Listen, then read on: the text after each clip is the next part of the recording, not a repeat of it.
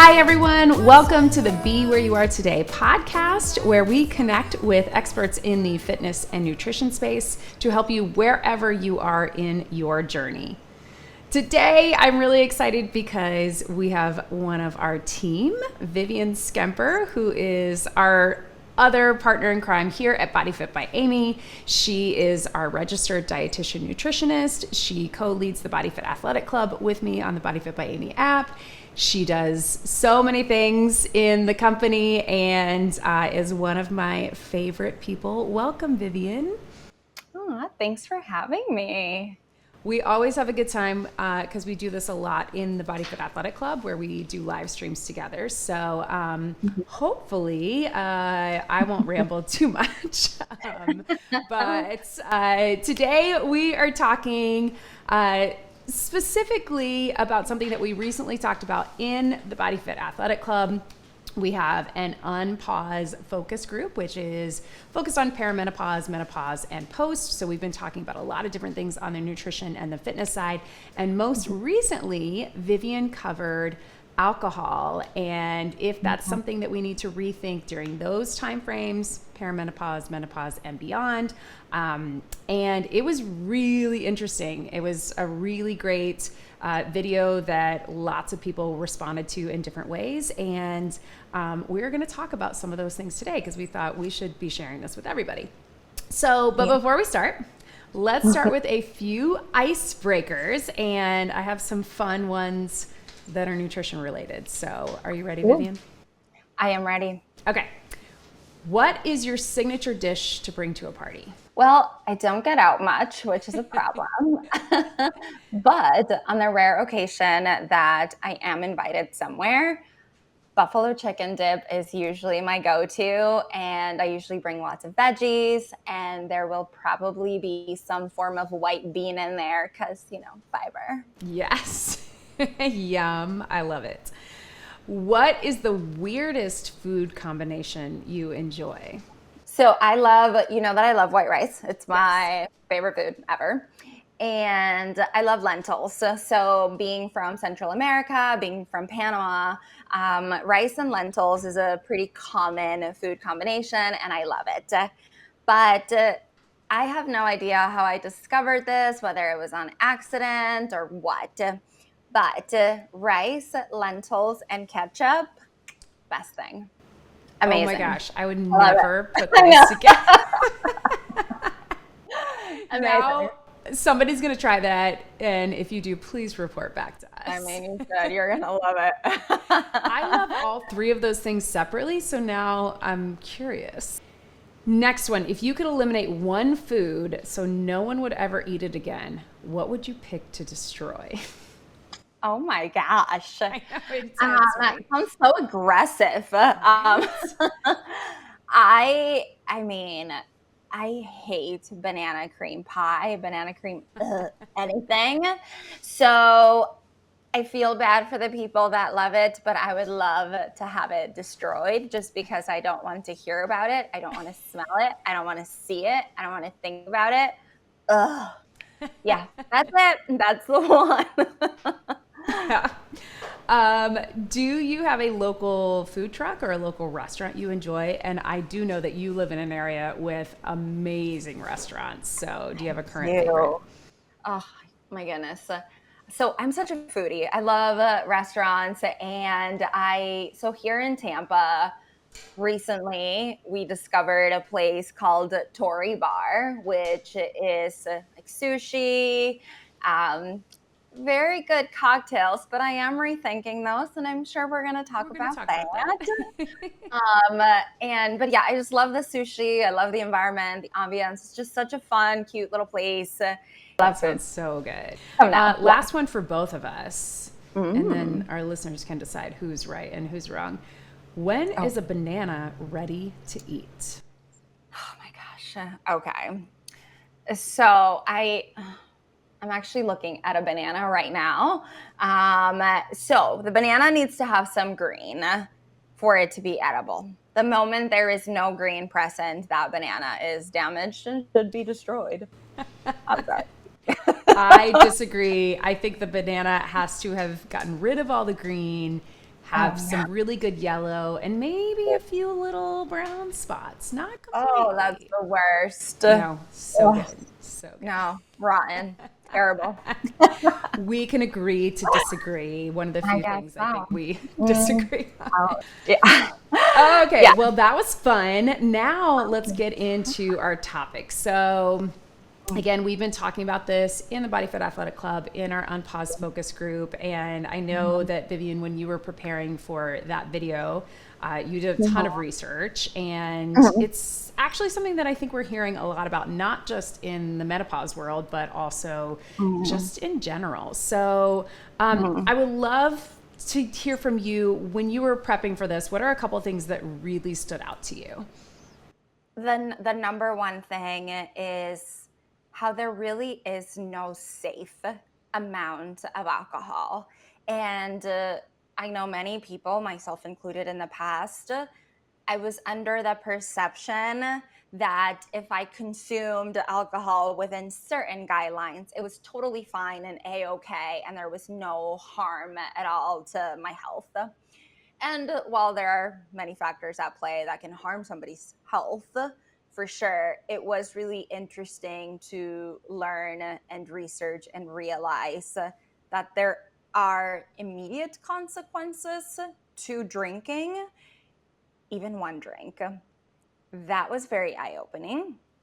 The other thing that was really eye opening, and perhaps it's not that surprising, but I think when you research this and you learn how ingrained alcohol is in our culture, and not just here in the United States, but worldwide too, but also drinking rates depending on the region. So here in America, we love our alcohol.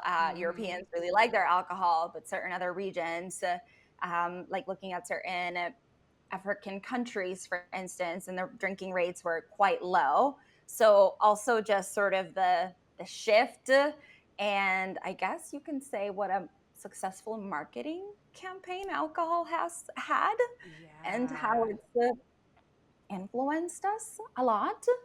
So I would say that those are probably a few of the takeaways. I'm sure we'll probably dive into more, but yeah, Yeah. Yeah. And I wild. think it is that thing where we think, there are specific guidelines and we think, oh, I'm within that. Maybe here or there I have, a weekend where I have more. But we tend to think of, when it comes to health specifically, that, the problems are with people who are excessive drinkers or, maybe are suffering with alcoholism or people who, are binge drinkers. And I think most of us are like, that's not me. I'm just a social drinker. I'm just, I stay within the guidelines. And I think we also have heard, and maybe you can speak to this a little bit more if there's actual truth behind this, of the, well, red wine is good for your heart. There's cardiovascular benefits. Yeah. Yeah. So I don't know if you can talk a little bit about those, again, those things that we have heard over the years of, is that really true? Like you said, there's no safe amount, but are there any health benefits like we've maybe been told in the past? Yeah, so it's really interesting looking at that research, and no hate to the researchers, right? This studying humans is really difficult, and there are a lot of factors at play, and we get better every year, I would say, at studying humans, behaviors, patterns, and really being able to hone in into the factors that possibly impact someone's health. So there were some studies that were done in the past. A very well-known one is the whole, oh my gosh, alcohol, red wine, it's good with your heart, for your heart, because it has antioxidants, and antioxidants are so good for you. And that study it was just so blown out of, I think it was just exciting for people, like, oh good, finally Yeah. something that is actually sort of naughty is like good for me, right? And I think the media really ran with that message, and then before you know it, everyone's like, oh, I'm just drinking my little red glass of wine because my heart, antioxidants, and the reality is, in order to really get the antioxidant benefits from red wine, you would have to consume a lot of red wine to the point of possibly like blacking out. And at that point, I feel like there's going to be a whole lot of other issues, Right. and the antioxidants are not going to offset that.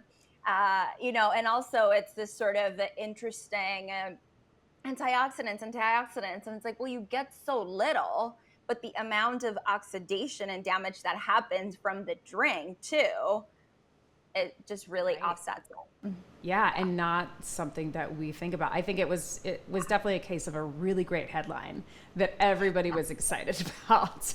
Definitely that. And I will say, there's so many other factors too. Like when we look at who are the individuals who are able to have wine at the end of a day, for instance. These are generally individuals who have decent socioeconomic status.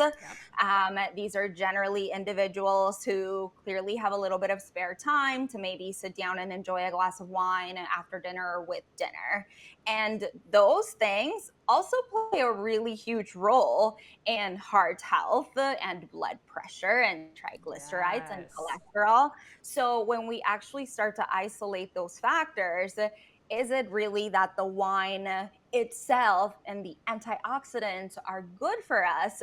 Or is it that people who drink a glass of wine generally have lower levels of stress, financial security, a safe home to sleep in?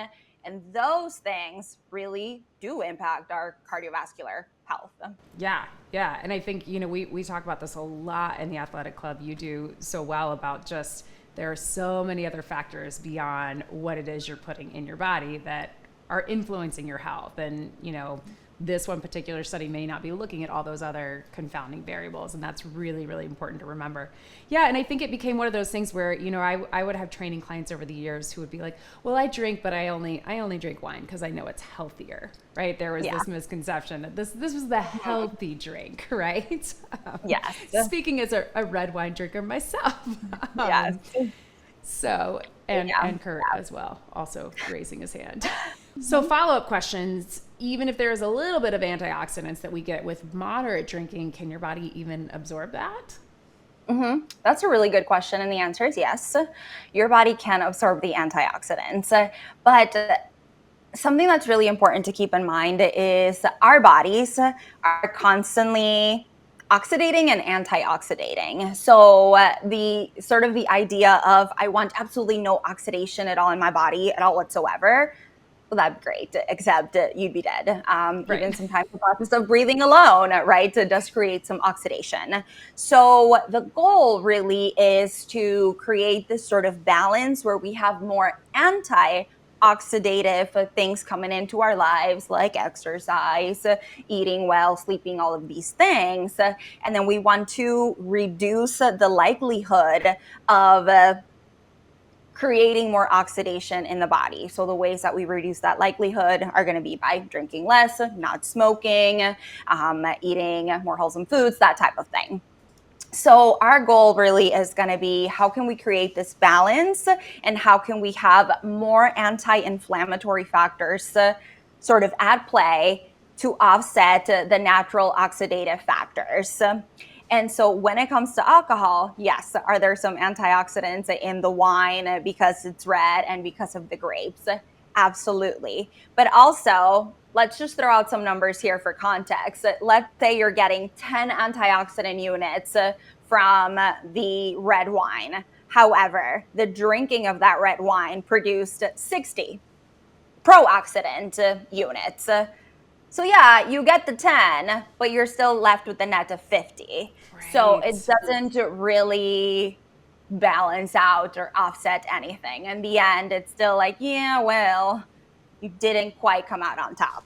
Yeah. If that makes sense. Wow, that's so interesting to think of it that way. Not something that I or probably most people have ever thought about. Which I think is like nutrition as a whole. We think of it's all risk versus benefit, and we want to grab on to the one little benefit that this might have, even though overall it may not be beneficial in the long run.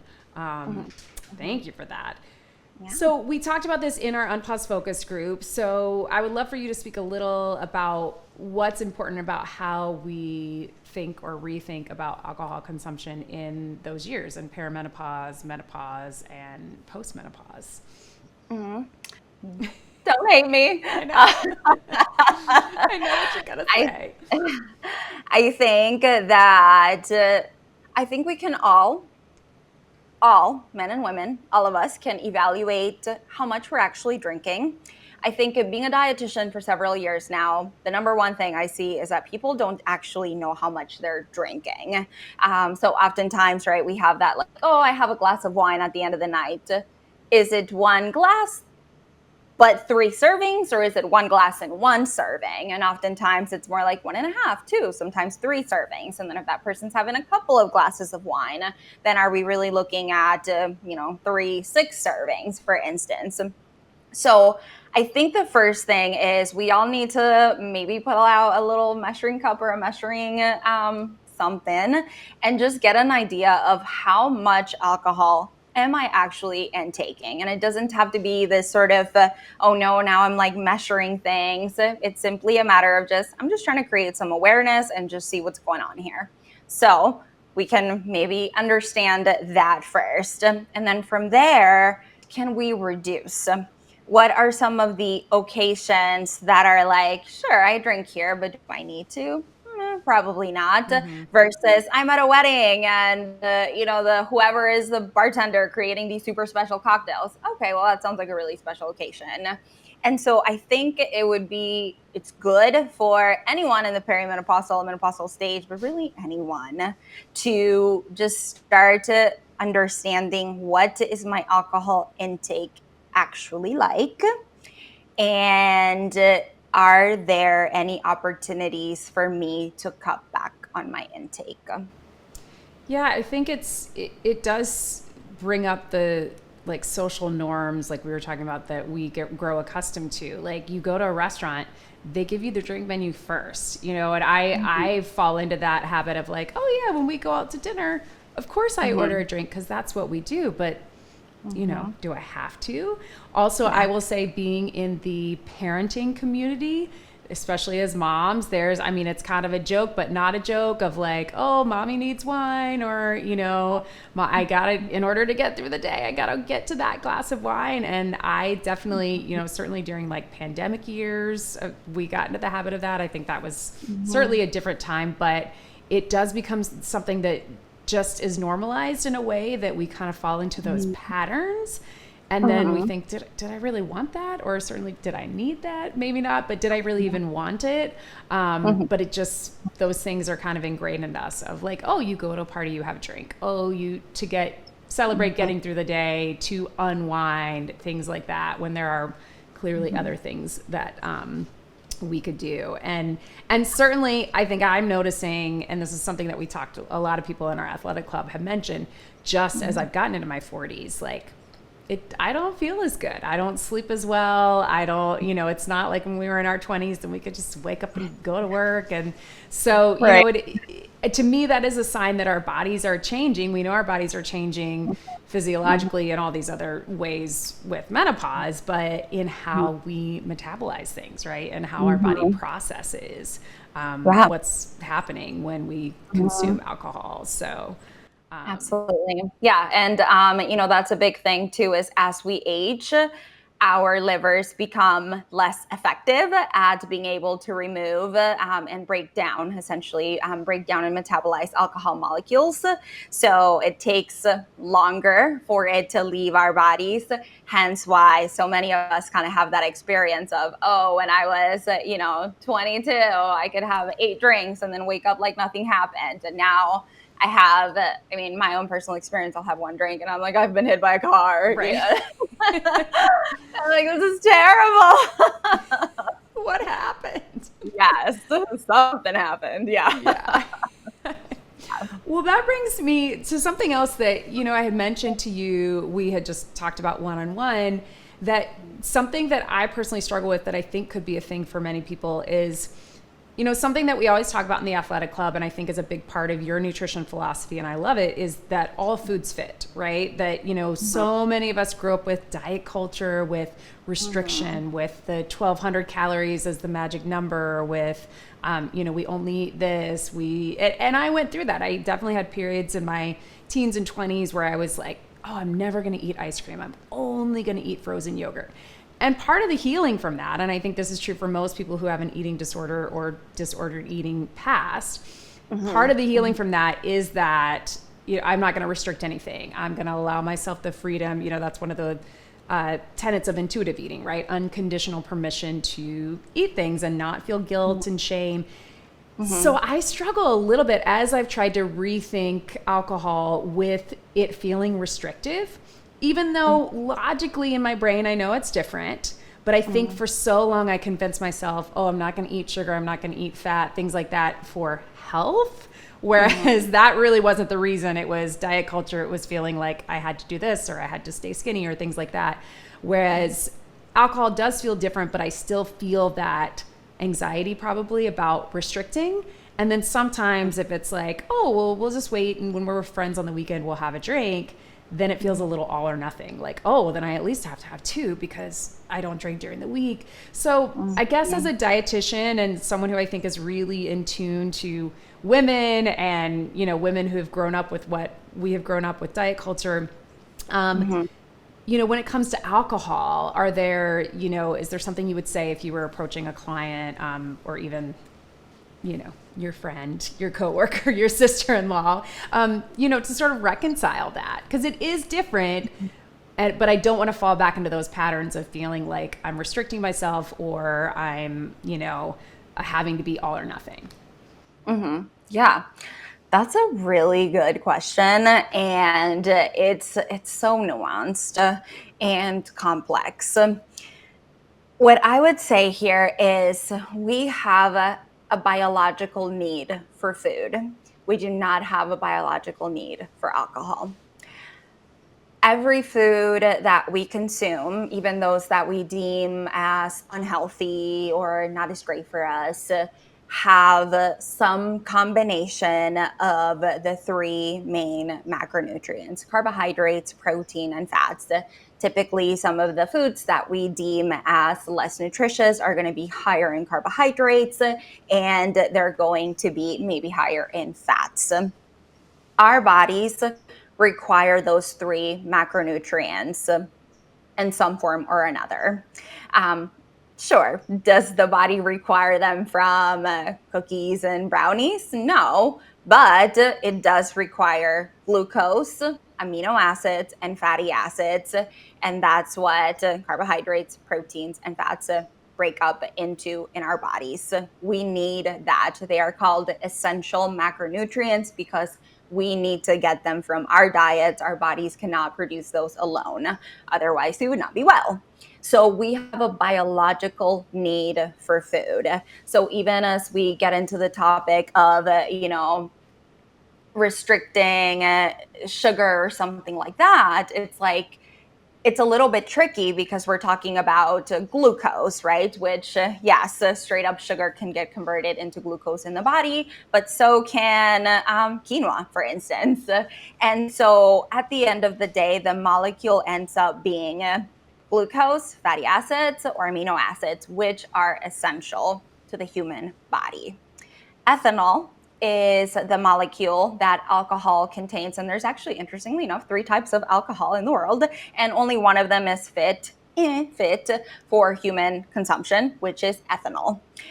So isopropyl alcohol is probably the one that you would clean with. That one, we don't consume that one. So ethanol is the one that we are going to consume. Ethanol is just ethanol. Ethanol is a really interesting molecule in the fact that it meshes very well with both water and fat, so it can move around in our bodies very easily. It's also a very small molecule, and which also helps it move around the body very easily. And because of this sort of, I can mesh with fats and water and just about anybody, it also has the ability to cross the blood-brain barrier. When we think about our blood-brain barrier, I like to think of this as this like top-notch security guard that's like, you're not coming in here. The brain is like highly protected, very much VIP in here. Somehow alcohol managed to just like, I don't need access. I just come right on in. I've got my own VIP pass and it can come in. And in a interesting way, that's actually kind of terrifying that this molecule that we voluntarily introduce into our bodies Right. has this ability to get into this very sort of protected place in our bodies. And it sure does take effect when it's in there. So you have, of course, this molecule that is very unique in the way that it's able to enter your body. And then you also have this molecule that, when in the body, behaves very differently than other foods, like carbohydrates, proteins, and fats. So all of this, what I'm trying to say here is that alcohol, ethanol, is not food. It is not biologically necessary. We don't actually require it. And that makes a different. Something that I like to sometimes say to clients when they're sort of in this like, but restricting it makes me want it more.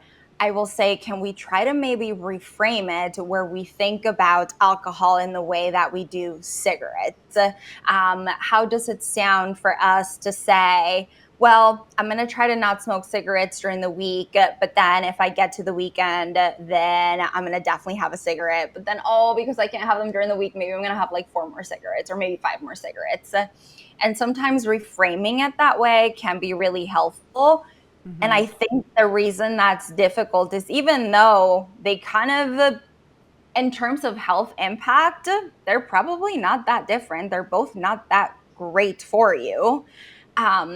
But the difference is that alcohol, in my opinion, has not gone through the negative press and the smear campaign that smoking has. Yeah.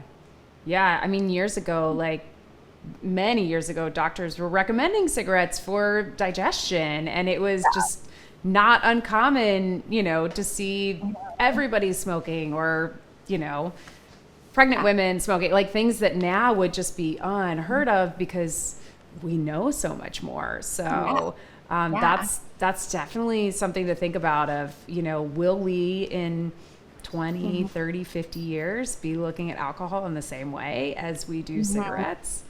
Definitely. I don't know. I mean, I certainly think one of the reasons that alcohol seems to really be in the news a lot, one, newer research, health risks, things that we kind of know, increasing your risk for heart disease, cancer, things like that, but also brain health. And I think that's been something that we're talking a lot about more, certainly in fitness with strength training and aerobic exercise and things, how they affect your brain. But that's something that, I think I worry a little bit more about for my long-term health, what I want for myself in my 70s, 80s, hopefully 90s, I want to protect my brain, and that whole blood-brain barrier thing, like that is intense. It's like we talk about that in fitness. There are not very many things that get past that. And the fact that alcohol can is kind of scary. Yeah. And recently there was a pretty large and well executed study that evaluated the impacts of moderate alcohol intake on the brain. And this was pretty unique because it looked at moderate drinking, versus, I think, most of the research studies will sometimes look at this person's having 30 drinks a week and, oh no, something's gone wrong with their brain. Like, well, okay, but what about that like occasional glass of wine? What about like a drink at the end of the day? What about that? And the study did find that just consuming 1 to 2 standard drinks per day, or having like 7 standard drinks.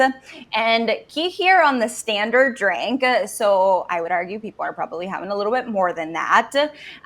So this is a standard drink per week, led to some degree of deterioration in the brain. that was very eye-opening to me, just noticing that a little bit of drinking, it's that sort of moderate drinking that we talk about, that somehow seems okay, is actually having impact on our brain integrity. Yeah, it's so interesting. It just gives you a lot more to think about beyond just the physical side of how we feel when we consume alcohol, and thinking about long-term health in the sort of traditional ways that we talk about. We want our brains to be in good shape. Right.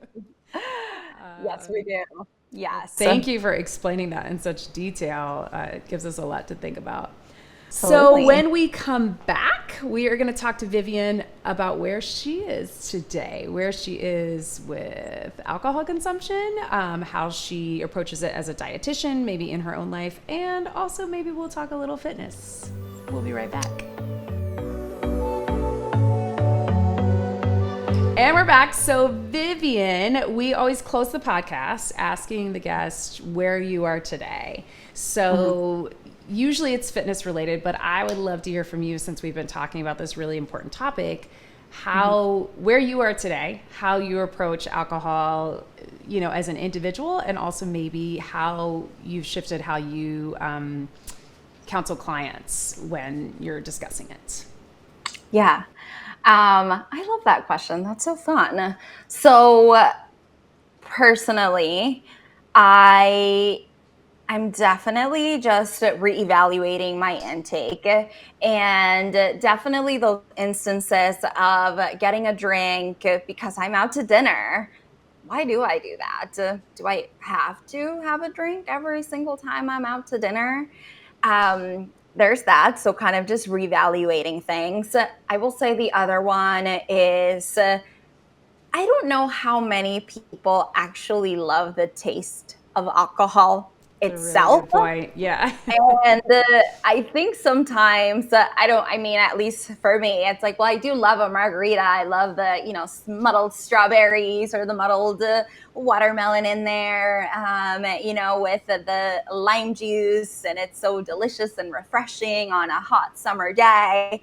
And so then sometimes it can be helpful to I think I'm just looking for something that is flavorful and refreshing, that feels special and different than the usual water. And so with that, I have been having fun with experimenting with some mocktails. So I think that can be a really fun thing to explore with. And I think for most people, you will find that sometimes it's more of the experience of having something different and refreshing, and that can really do the trick. I'm really trying to think about drinking more in terms of a yearly, monthly thing instead of a weekly thing. So I don't really want to think about drinking at least once a week or anything, but more, what about once or twice a month? Also, your wallet will totally thank you for this. So there's that. Going out to dinner is like, wow, that makes a huge difference. For sure. So there's that little side benefit as well. I will say, I think this is really big. I was born and raised in Panama. And here in the United States, there's that big sort of women and wine and mom and wine culture is so big here. And so kind of reassessing, are we sort of more just following this norm, or is it really something that we enjoy? Right. And then I think from there, it could also be helpful to evaluate if that is your only sort of coping and unwinding mechanism. Then I do think it may be time to explore, whether it's with a therapist or yourself or somebody that knows you well and you feel that you can trust them, to kind of talk about how else can I unwind, release some of this tension that I have from the day, and let go. That does not always involve alcohol. Can we have fun at dinner with friends and still connect and have a wonderful time without needing to be influenced? And I will wrap it up with, I think the one thing that we had when we were talking about what really stood out to you. And I think, we drink for one reason, really, and that is to feel different than we would otherwise at the core, right? So I'm stressed. So, well, let me have a drink and then I'll be less stressed.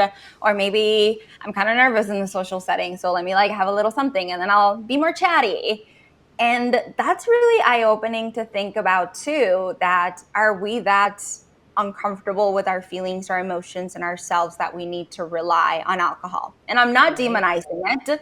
I'm not fully eliminating it from my personal life, because I do love me a really special craft cocktail sometimes. But I do want to just think more about every time I go to dinner, I can still connect with the people that I'm with without needing to have some form of influence. Oh, that's so helpful. And I think too, when we talk about, we talk about this a lot in fitness as a form of self-care. And there is research on your brain feeling and your body feeling the same positive effects from, that runner's high that we talk about, that adrenaline rush, the endorphins, as you get from something like alcohol or, another substance. So it's really helpful to think of it in that way of this is, for most of us, it's not our only thing. So why are we not pursuing some of those other ways to unwind, to feel good, to practice self-care? Yeah, definitely something I've been thinking about. So, well, this has been a great conversation.